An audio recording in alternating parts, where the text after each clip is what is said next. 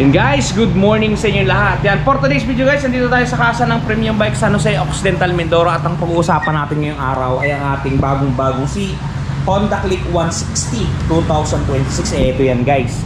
Dito sa video na to, ang pag-uusapan syempre natin yung actual inclusion ng unit. Ano bang mga kasama niya pag kinuha niyong hulugan o cash. Yan guys, magkano ba ang kanyang presyuhan? Para doon sa mga nagbabala kumuha ng Honda Click 125, medyo guguluhin ko ang inyong mga pag-iisip. Kasi yung kanilang suggested retail price, yung kanilang presyo ay sobrang dikit. Dito guys sa video na to, yan. Lilinawin natin kung sino ba talaga ang gugustuhin ninyo. Ito guys, oh, available. Honda Click 160 2026. Okay, bago natin banatan yan, bago natin tirahin kanin, syempre, intro muna tayo.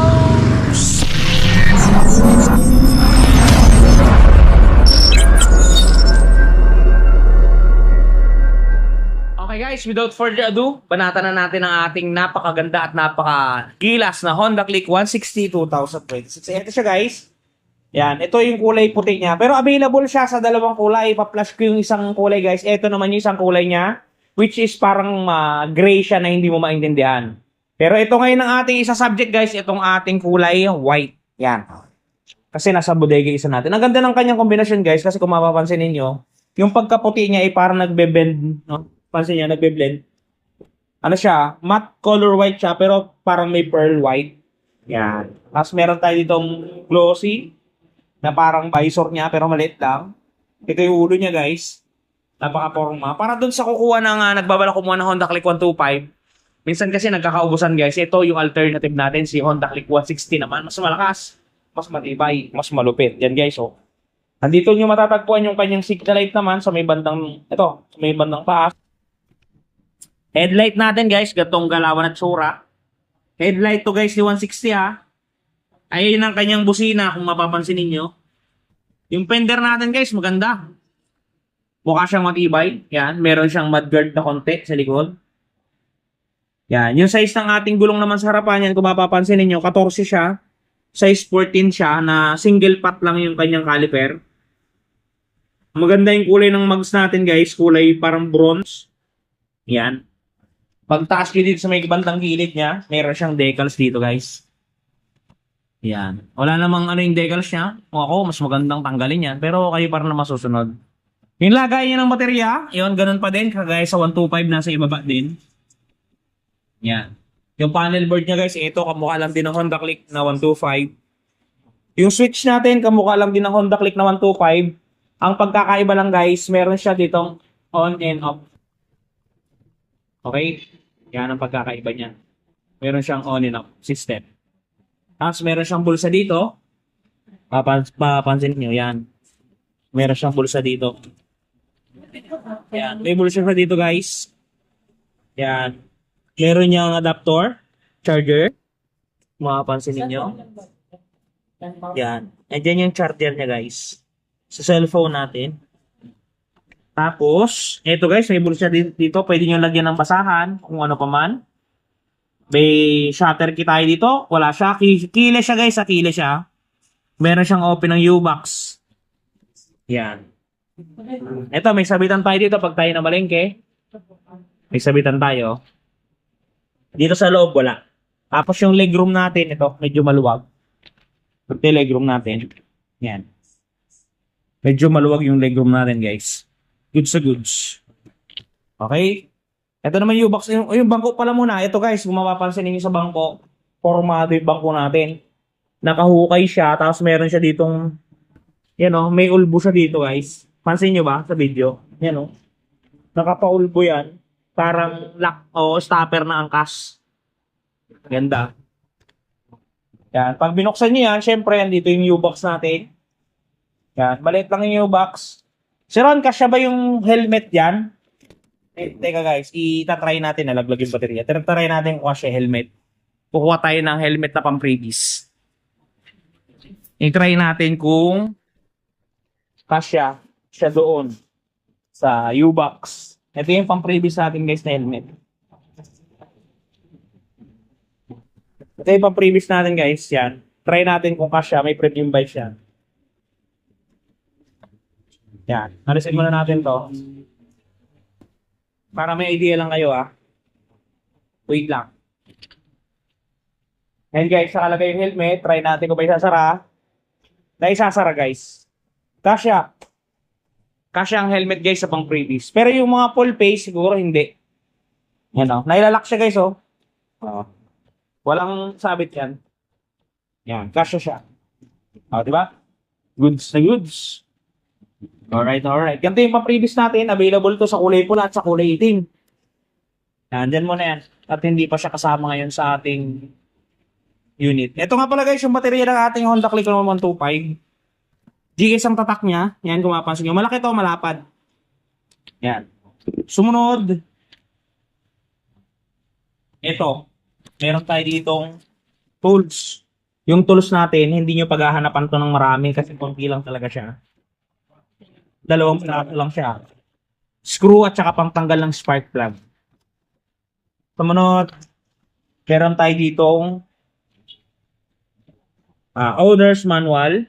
Tapos yung kanyang side mirror. Pakita ko sa inyo yung side mirror niya guys.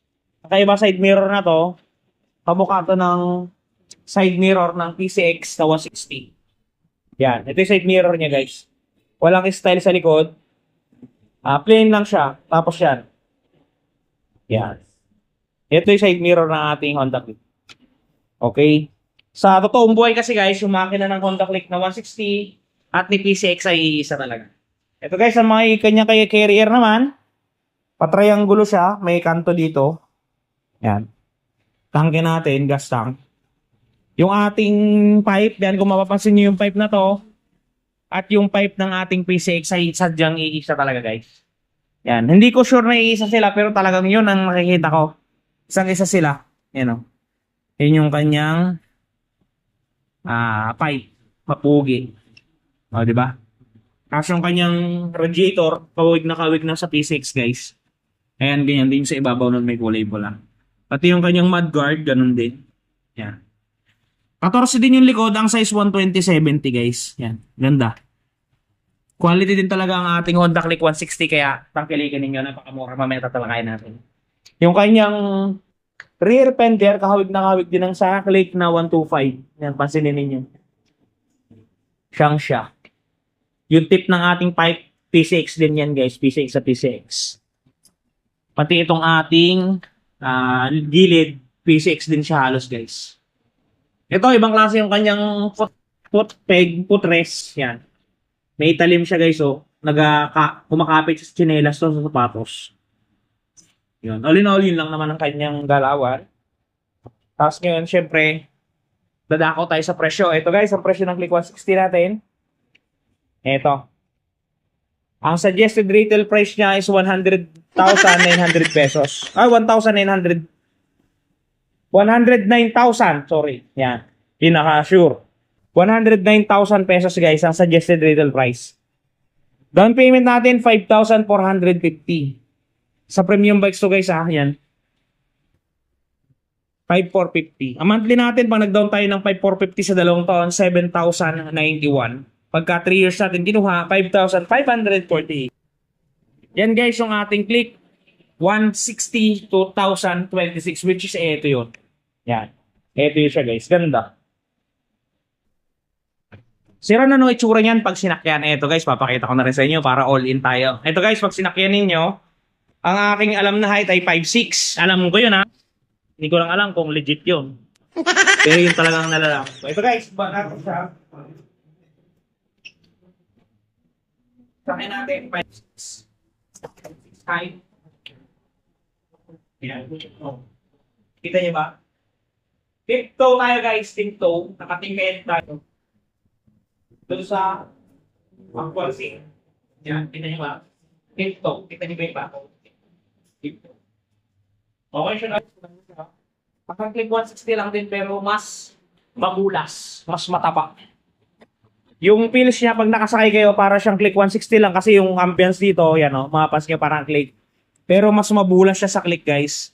Tapos yun yung legroom natin. Goods sa goods. Quality din to guys. Kaya kung kukuha din ako, doon sa mga kukuha ng 125 na Click, mag-isip na din kayo guys kasi 125 sa 160. Kung gusto niyo talaga ng medyo mabilis, yun. Punta kayo dito kasi 160 nga naman to. Kung sa bilis, mabilis talaga to.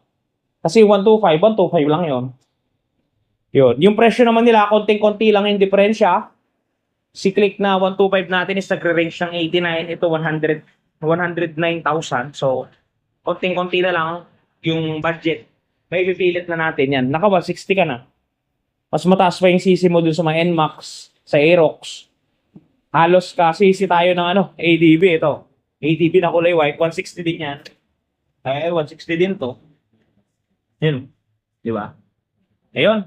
Sana ay nagkaroon kayo ng idea doon sa mga kukuha ng unit na ilagay nyo sa listahan nyo guys yung Click 160. Hindi masyadong napapansin pero napaka-quality. Goods sa goods yan. Yan. Alright, sana nakatulong sa inyo guys yung ating video ngayon doon sa mga kukuha ng motor. Nagka-idea kayo sa galawan ng ating Click 160. Doon nga pala sa mga problema ng mga gas-gas na kanilang mga bearings. Ito guys, panoodin ninyo. Touch paint ni Washbody, available to sa TikTok, available to sa Shopee, available to sa lahat. I-click nyo lang dyan sa lumalabas sa video natin kung gusto nyo bumura ng mga gas-gas ng mga motorsiklo ninyo, ganito siya i-apply. Panoodin ninyo guys. At eto na guys, ang touch paint ni Washbody. Di ba napakaganda? Ganito ang packaging yan pagka mabibili ninyo. Ito yung polishing cream. Ito yung surface cleaner. Ito yung mismong touch paint. At may kasamang pre-yan na pen brush at meron niyang instruction kung paano gagamitin. Ito guys, kung makikita ninyo, ganito siya i-apply. Una, pahidan ninyo ng polishing cream para makinis ninyo yung lugar o lokasyon. Sprays ng surface cleaner. At syempre, i-apply natin ang ating touch paint. Yan. Isulat nyo lang ng pen niya at talaga namang matatakpan ang mga gasgas ng inyong unit. Bili na kayo guys, touch paint ni Washbody.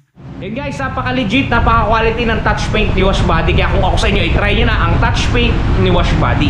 Yun, sa mga gustong bumili yan, pwede yan sa Shopee, pwede sa TikTok, pwede rin sa kanilang Facebook page. I-click nyo na lang dito yung lumalabas sa pagilid-gilid. Search nyo lang sa Facebook yan. Talaga namang may mangyayari na. Yun guys, hanggang dito namang video natin. Ingat kayo palagi at palagi po kayong magpapakasya. Si Ron TV. Bye-bye! Sa mga hindi pa nakasubscribe, baka naman. Bye-bye!